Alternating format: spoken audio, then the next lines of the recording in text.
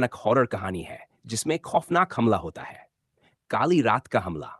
सुदूर पहाड़ी गांव में एक पुराना मंदिर था जो अब खंडहर बन चुका था। कहा जाता था कि उस मंदिर में एक प्राचीन राक्षस की आत्मा कैद थी। सालों से गांव वाले वहां जाने से डरते थे। पर एक दिन चार दोस्त अजय, विक्रम, सीमा और प्रिया अपनी जिज्ञासा के कारण उस मंदिर में जाने का निर्णय लेते हैं। उन्हें गांव की डरावनी कहानियों पर विश्वास नहीं था। रात के समय जब चारों मंदिर पहुंचे तो वातावरण में एक अजीब सा सन्नाटा पसरा हुआ था। चारों ने हंसते हुए मंदिर के अंदर कदम रखा, लेकिन जैसे ही वे अंदर गए ठंडक महसूस होने लगी, मानो हवा में कोई अनजान शक्ति तैर रही हो। मंदिर के पुराने पत्थर और मूर्तियां डरावनी छाया में लिपटी हुई थीं। अचानक विक्रम ने देखा कि एक कोने में कोई हलचल हो रही है। उसने टॉर्च की रोशनी वहां डाली और उसकी आंखें चौड़ी हो गई।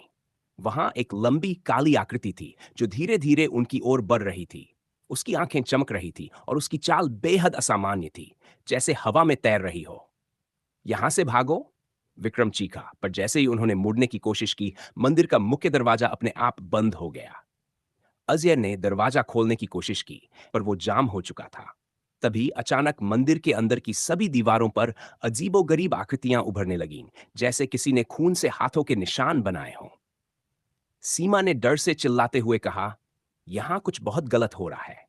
लेकिन बहुत देर हो चुकी थी। काली आकृति हवा में एक भयंकर गर्जना के साथ उभरी और तेजी से उनके पास आने लगी। उसकी भयानक चीख मंदिर की दीवारों से टकराकर गूंजने लगी।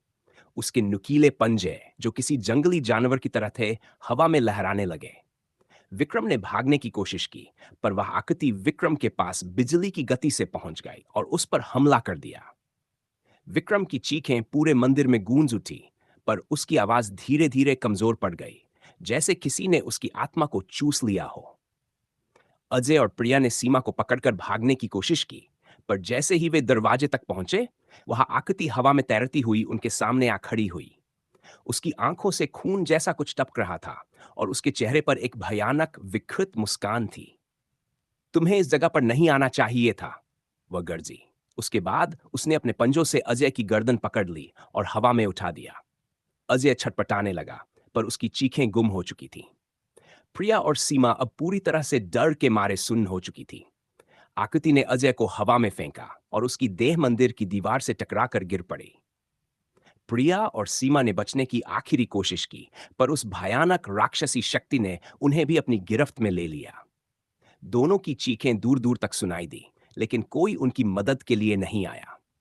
सुबह के समय गांव वालों को मंदिर के पास केवल चारों दोस्तों के खून से सने कपड़े मिले। उनके शरीर कहीं नहीं थे।